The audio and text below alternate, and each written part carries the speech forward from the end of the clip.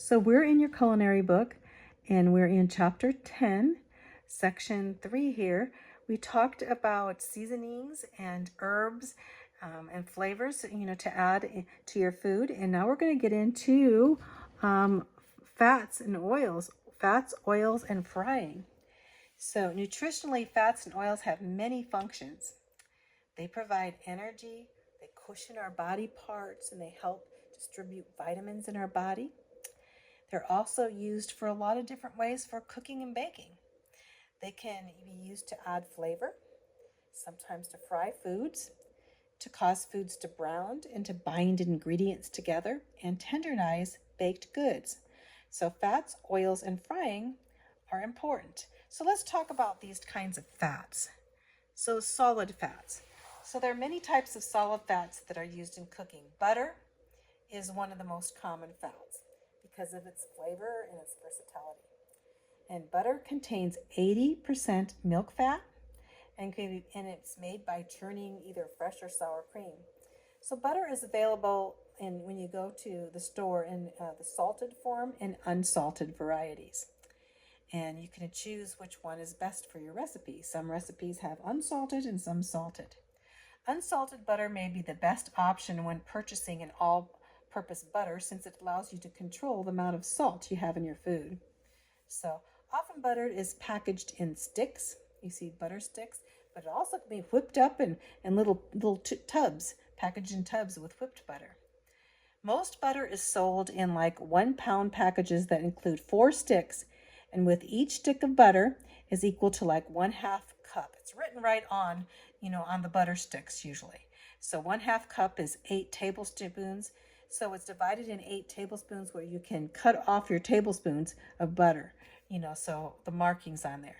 And this provides a reference so we can see in a recipe if we need 1 tablespoon, 2 tablespoons, or 8 tablespoons. We can go by the butter markings on the wrapper. So for baking, you can use a stick of butter rather than whipping butter, unless it's called for whipped butter. You need whipped butter if it's called for that, but whipped butter has had air. Whipped butter whips air into the butter, making it unequal to a stick of butter. So you can't just say, okay, my whipped butter is the same as the butter in the stick. No, because it has air. It's lighter. So pork fat that has been rendered to produce a solid is called lard. So another type of solid is that if you don't want to use butter, you can use lard, and that's pork fat or pig fat, right? Although once more popular, lard now, we don't use it so much, but they still use it to fry foods at high temperatures sometimes and it produces very tender and flaking baked goods. It used to be they used lard for everything, but now it seems like lard is not so healthy anymore. So, or because of cholesterol and heart disease and such. Margarine. Margarine is a simple butter in appearance and use. It's like butter, and margarine has 80% fat, but the fat in the margarine is hydrogen. It has hydrogen in it, hydrogenated vegetable oil. So, and this vegetable oil is made with vegetable and not with milk fat. So, margarine is made from vegetables. Vegetable oil. Just know that it doesn't have milk fat in it. Margarine is packaged in both tubs and sticks, but it also has hydrogenated, which is hydrogenated is also added, to it, preservatives and stuff. So margarine is not always the best way to go either. Vegetable oil. So now we're talking about oils, vegetable oil, but there's also vegetable oil spreads, and they're almost identical to margarine, but they contain less fat. So these are vegetable oil spreads. You can get different spreads.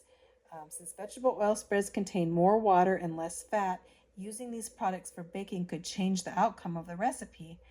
They are best used as spreads or mixed into food or to add flavor.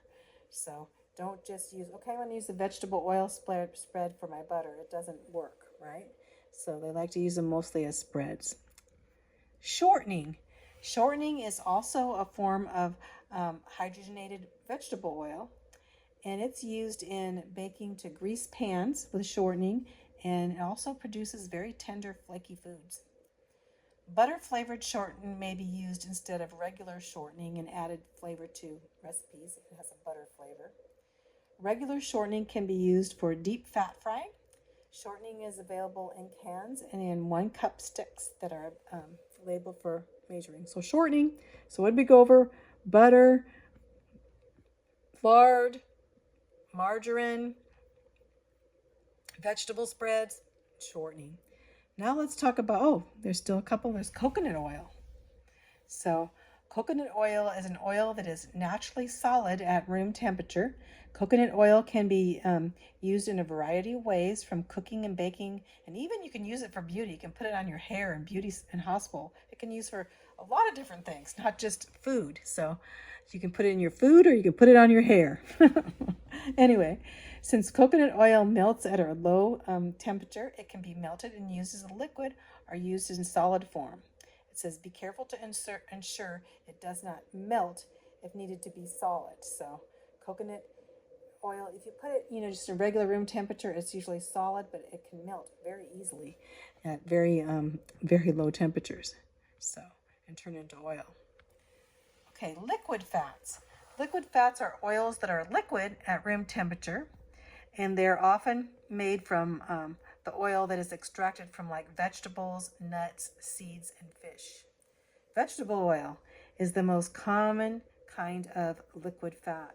Examples of vegetable oil include soybean, safflower, canola, corn, peanut, and olive oils. So you have a lot of different oils. Vegetable oil, it would be a mixture. And then we go on to, you can buy canola oil, safflower oil, corn oil, peanut oil, olive oil, palm oil, all these things. Most oils are unsaturated and contain no cholesterol, and many oils are treated so that they can withstand very high temperatures during cooking. So vegetable oil is pretty common to cook in.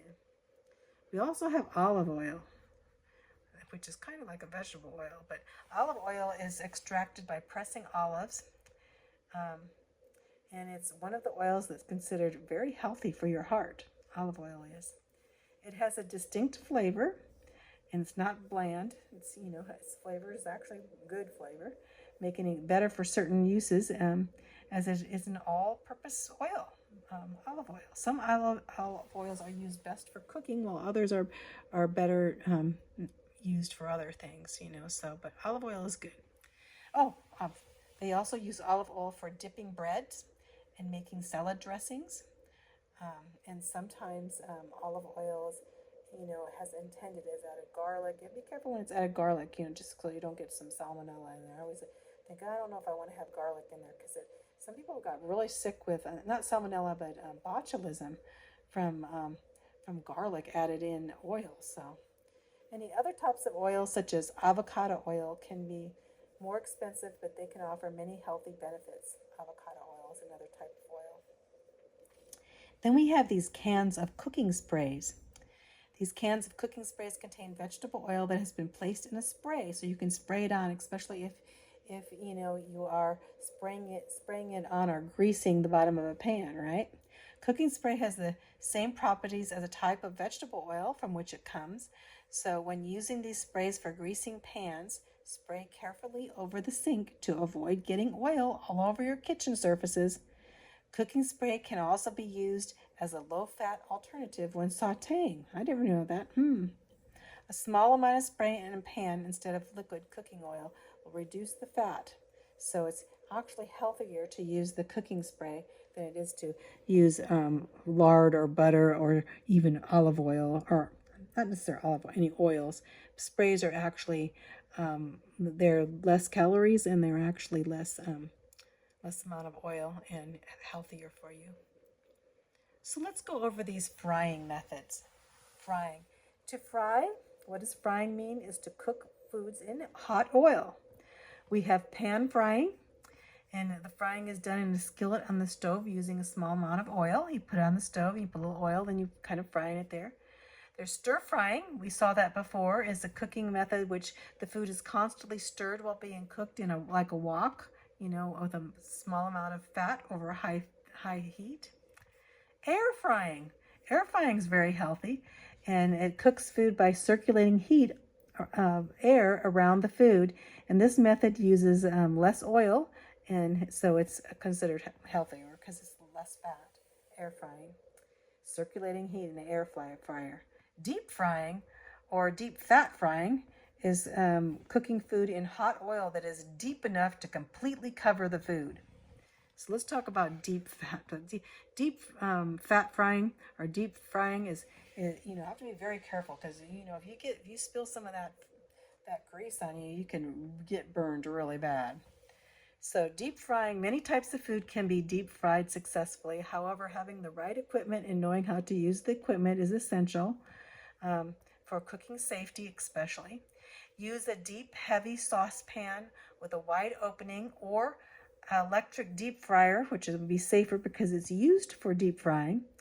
And then use slotted spoons or tongs or a metal basket to remove the food. You you see at McDonald's, those metal baskets when they put the French fries down in, and then they bring them up, so they can get slotted spoons or tongs or something to get it out of the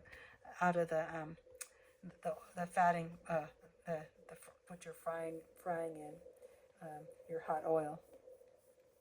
A frying thermometer is another helpful tool that will be used to gauge the temperature when deep frying. So I would either use a pan, and not using the pan, but using the deep fryer is actually safer, I think, than using a pan. When frying in a pan of oil, always use a frying thermometer. Adjust the temperature of the burner as needed and keep the oil at the correct temperature. And if the thermometer touches the side or the bottom of the pan, the temperature could be inaccurate, so you can't let it touch the bottom. Because electric fryers are designed for deep frying and continually adjust to the correct frying temperature, they will maintain a more constant oil temperature than a pan on a stovetop will. So here's a picture of frying on a pan on the stovetop. You see at the top there. Most oils are better for frying than others are. Choose an oil that is labeled as a frying oil, or oil that has a mild flavor and a high smoke point. So the smoke point, what's a smoke point? Is the temperature at which the heating fat begins to smoke, when it starts smoking. Oils such as peanut oil and canola oil have a high smoke point, so they're good, and they work well for frying. Canola oil and peanut oil. Because fats begin to chemically decompose when they reach their smoke point, cooking food in oil that has been reached the smoke point will give the food an unpleasant flavor and could lead to combustion. So you have to really be careful, in cooking food that cooking and frying. I'm sure not cooking and frying in the food fryer or whatever, that when it has reached the smoke point, so is important. So caution and common sense should be used when cooking with hot oils, which are highly flammable and can cause very serious burns to the skin. Two common causes of grease fires are overheating the oil, and the oil has overflowed, and the oil's overflowing or the grease is overflowing could reach its smoke point and combust, and fires start at its smoke point. So as soon as it gets to its smoke point, it's not a good thing. The smoke point, as soon as it can combust. Fires also start when hot oil overflows into the stove burner or heating element. It overflows into the heating element, and then the fryer, and it could start a fire. So overflowing oil is more common when a fryer or pan is filled with too much oil, or when too much food is added. It's so full that it overflows. Use caution to avoid these potential fire hazards, and always have a fire extinguisher. Baking soda, you can throw baking soda on the fire, or salt on the fire, grease fire, or fire extinguisher. Never throw water on a grease fire. One of the quickest and best ways to extinguish a grease fire is to smother the fire using either the lid of the fire to smother it so it doesn't get oxygen, or to put the fire out. Baking soda or salt on the fire, and do not use water. Remember, I said that, as a grease fire, since doing so will cause the fire to spread. If you pour water on it, the fire is just going to spread because, you know, the grease is going to sit on top with the fire on top of the water. So, because leaving hot oil unintended increases the risk of fire, remain near the stove or electric fryer at all times. Don't just put your food in the fryer and go in the next room, because there could be a risk of having a big fire. Deep frying. Okay. Oh, anyway, we went over deep frying. So there's gonna be a video on that too, so you can go over that. Let's go over deep frying techniques here. For the fryer or pan, no more than half full of the oil. The oil should remain uncovered and be heated slowly until it reaches the recommended temperature. Always cook food at the temperature given in the recipe. If the oil is not hot enough, food will absorb excess oil. If the oil is too hot, the outside of the food will cook quickly and leave the inside undercooked.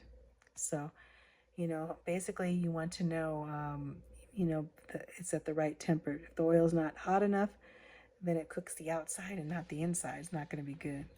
To prevent splattering, drain or dry the food before adding it to the hot oil. So drain off the water. Carefully lower the food into the hot oil. Fry only one layer of food at a time, leaving room for each piece in the fryer. Do not overload the fryer with too much food.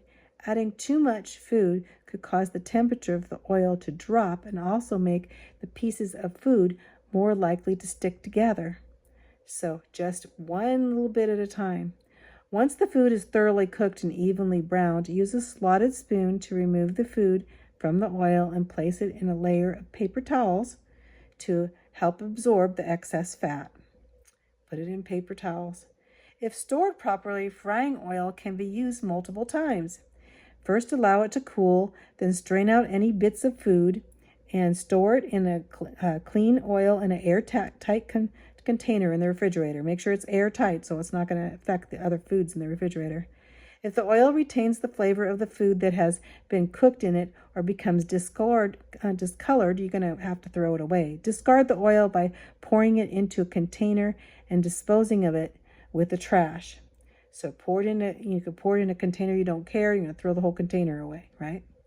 So if you put it down the drain, it could definitely plug up your drain. You might have to get a plumber to come. So never pour a ton of hot oil down your drain on your kitchen sink. So that's about it. Let's see. Okay, next time we're gonna go into soups and stews. So that's the end of chapter 10.